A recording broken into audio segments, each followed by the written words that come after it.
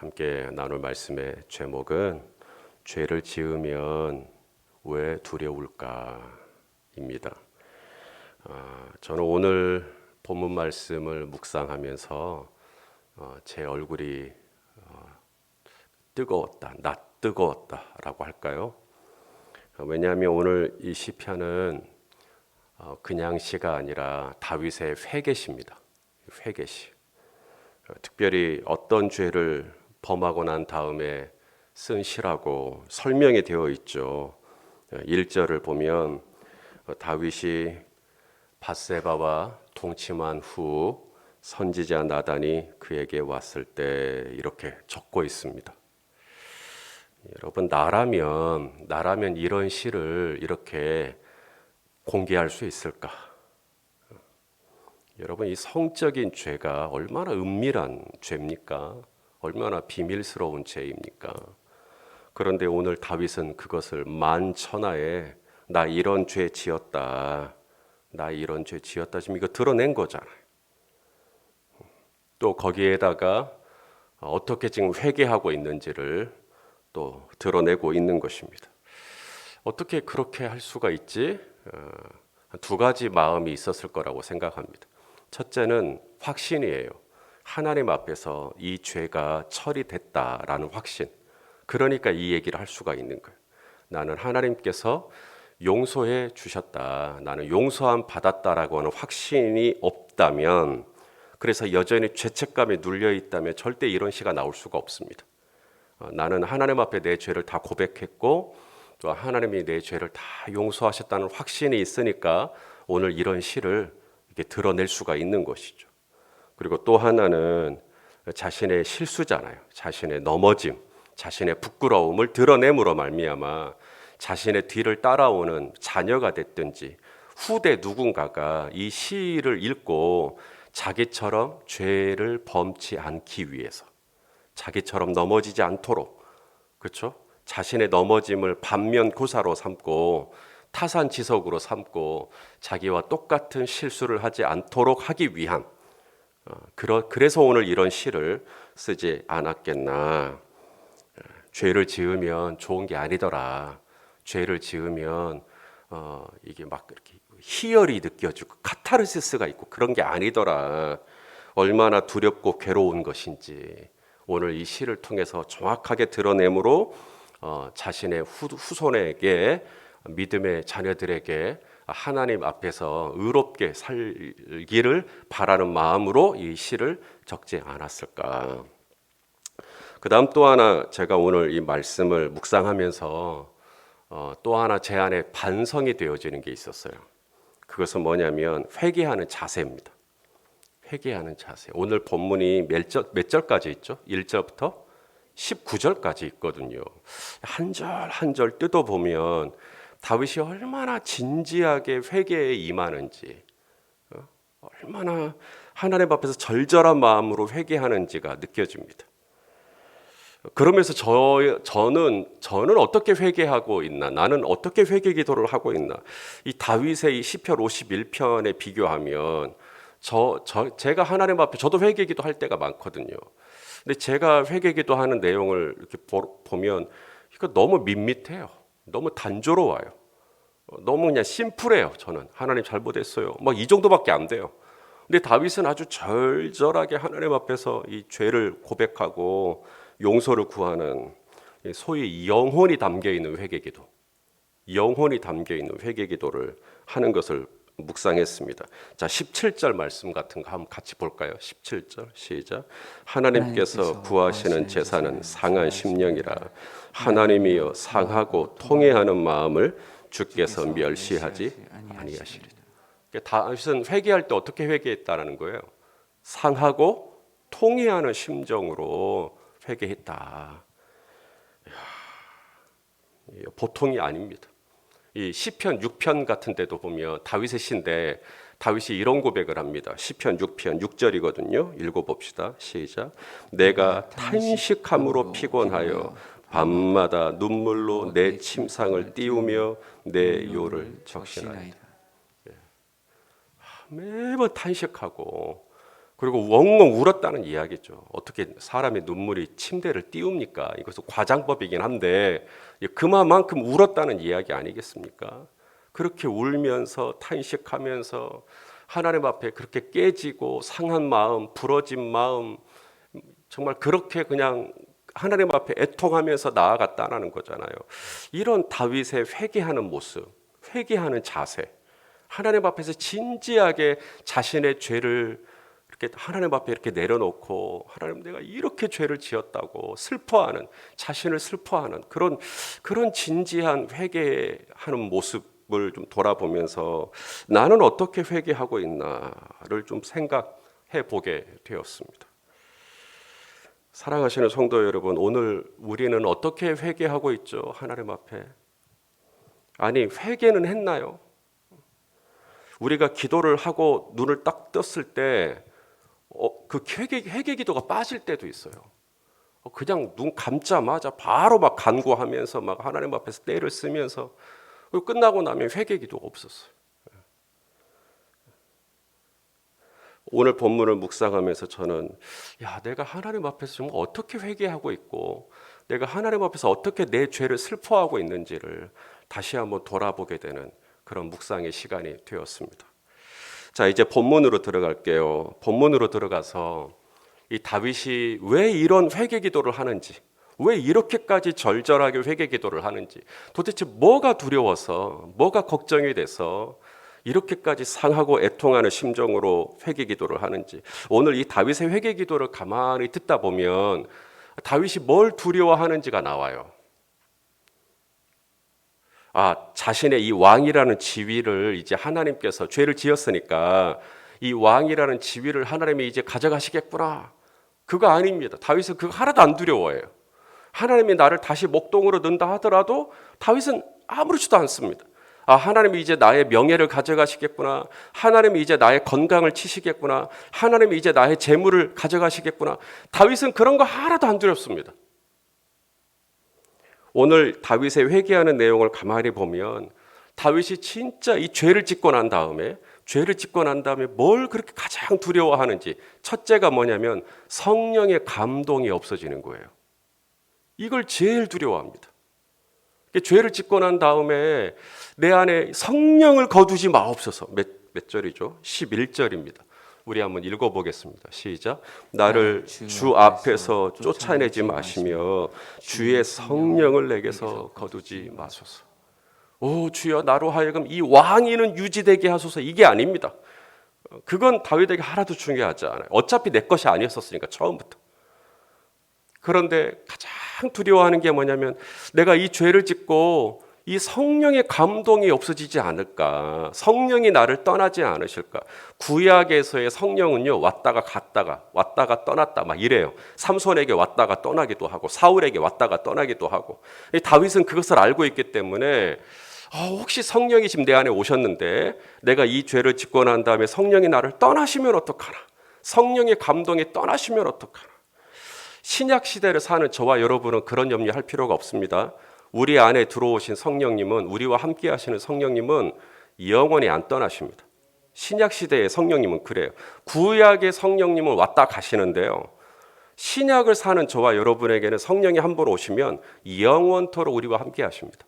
자, 요한복음 14장 16절 말씀이에요. 읽어보시겠습니다. 시작. 내가 아버지께 구하겠으니 그가 또 다른 보혜사를 너희에게 주사, 그 다음 뭐라고 돼 있어요? 영원토록 우리와 함께 있어요. 성령은 여러분에게 오셔서 구약처럼 중간에 김송자 권사님 요즘 빗다가네, 마음에 안 드네, 떠나버려, 이게 아니라 이 말입니다. 신약 시대의 성령은 한 번 오시면 우리 염현자 권사님하고 영원토록 함께 하십니다. 자, 우리 에베소 말씀, 로마서 말씀이네요. 로마서 8장 9절도 읽어보겠습니다. 시작. 만일 너희 속에 하나님의 영이 거하시면 너희가 육신에 있지 아니하고 영에 있나니 누구든지 그리스도의 영이 없으면 그리스도의 사람이 아니라. 그렇기 때문에 한 번 내 안에 성령이 오시면 이 성령은 떠날 수가 없습니다.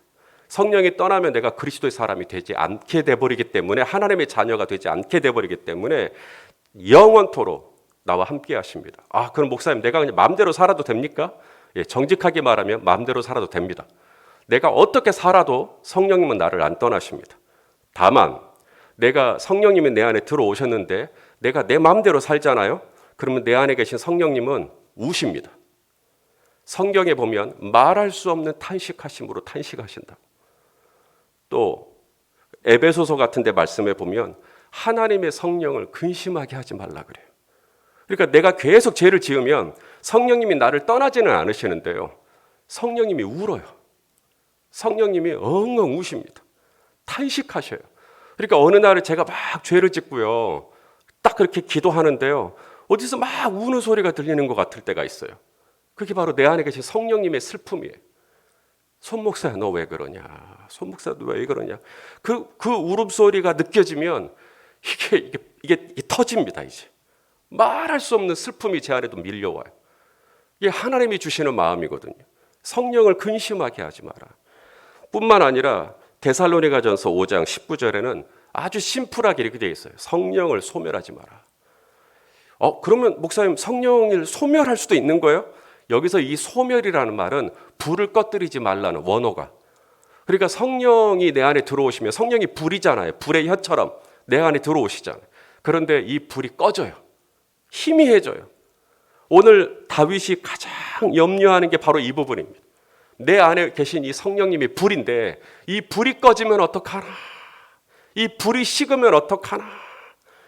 다윗은 이 성령의 불이 내 안에 있을 때, 성령의 감동이 내 안에 있을 때 나로 주 앞에서 쫓아내지 마시고, 이게 뭐냐면 주 앞에 있었던 그 기쁨, 주의 임재 안에 있었던 그 감동, 주의 임재가 내 안에 주신 그 위로, 이게 너무 좋았는데 내가 죄를 짓고 난 다음에 내가 이 임재와 성령의 감동과 성령의 충만함과 성령의 생기, 성령님은요 루아흐라고 하거든요.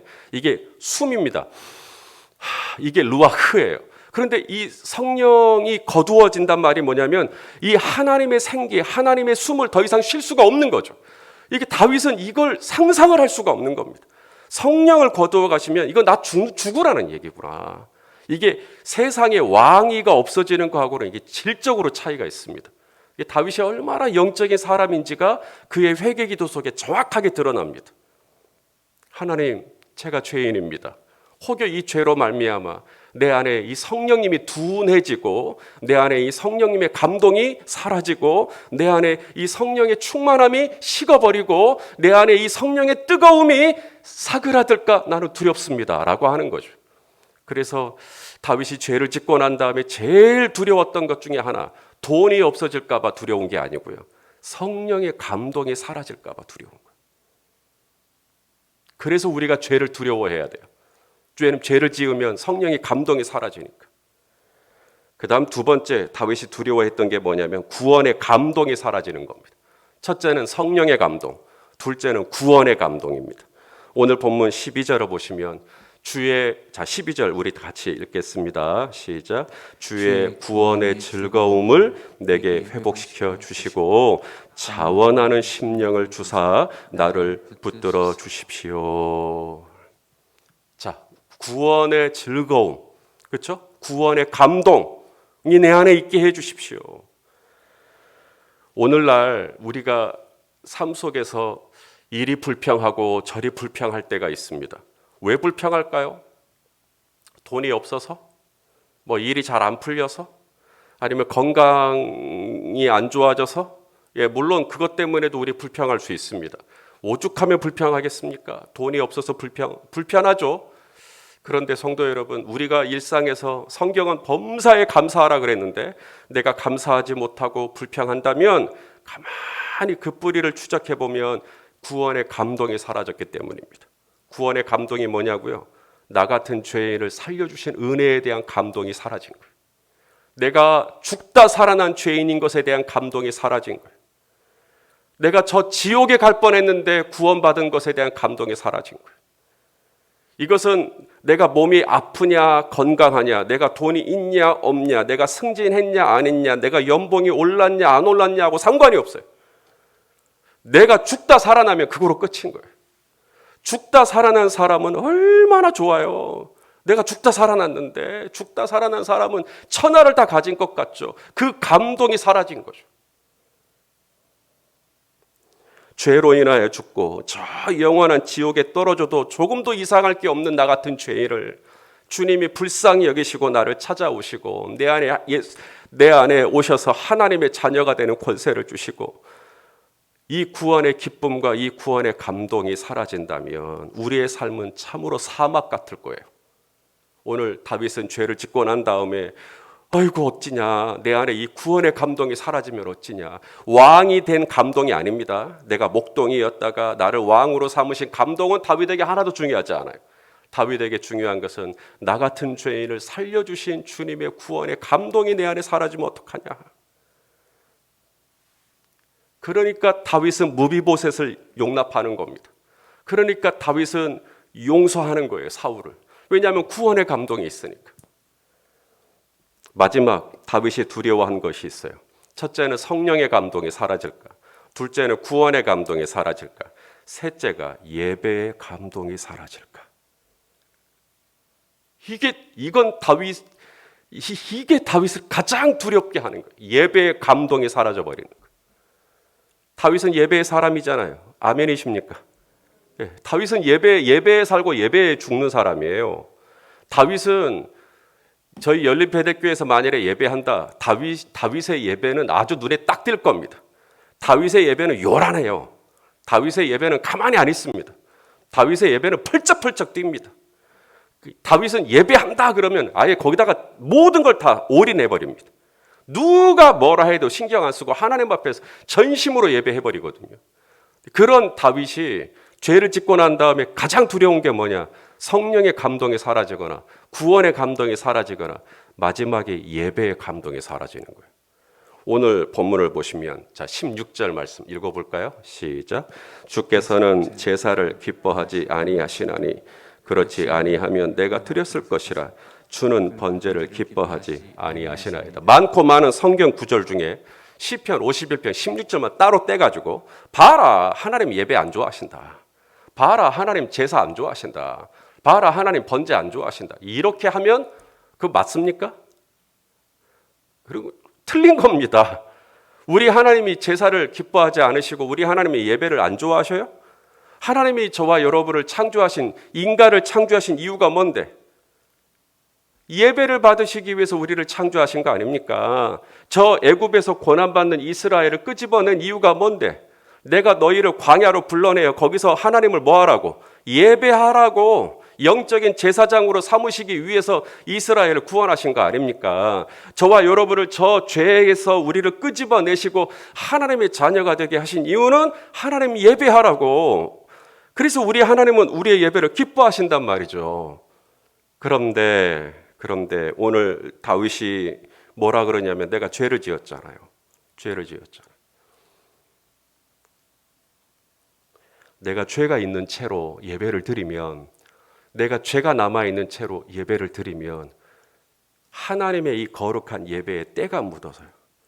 그래서 하나님이 그 예배를 기뻐하지 않으신다는 뜻입니다.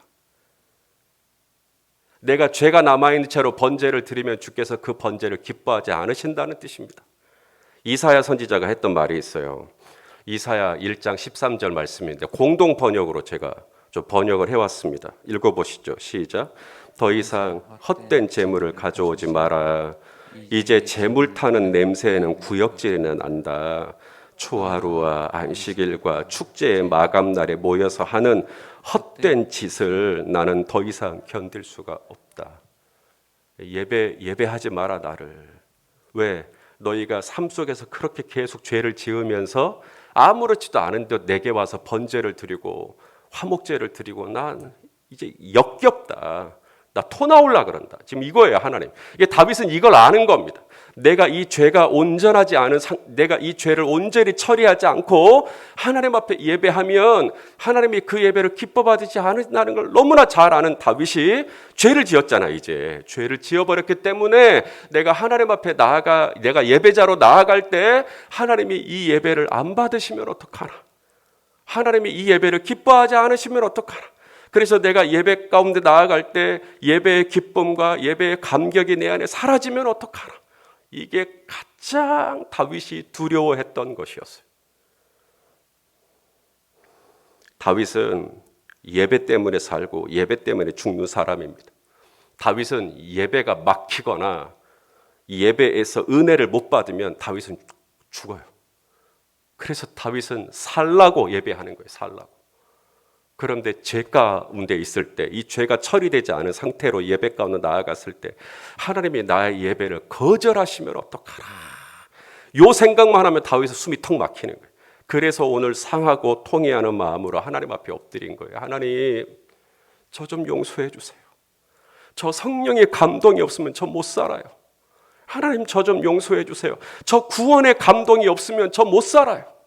구원의 감동이 없으면 제 입에서 감사가 메말라 버려요.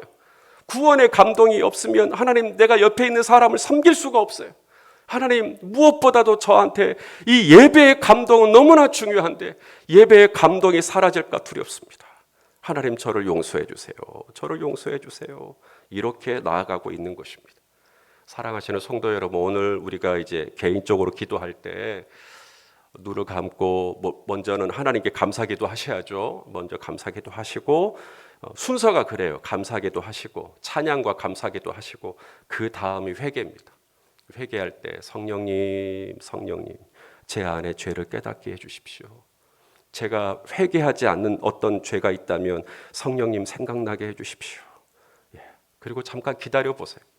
그리고 주님께서 혹여라도 내가 어제 저녁에 아니면 언제라도 내 안에 죄가 생각나게 하시면 그걸 하나님 앞에 하나하나 고백하고 올려드리는 거예요.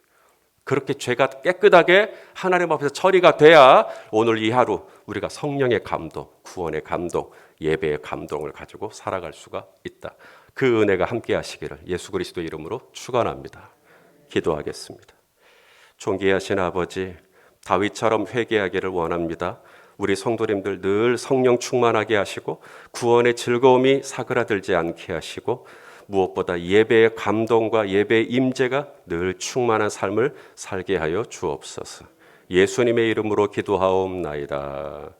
아멘.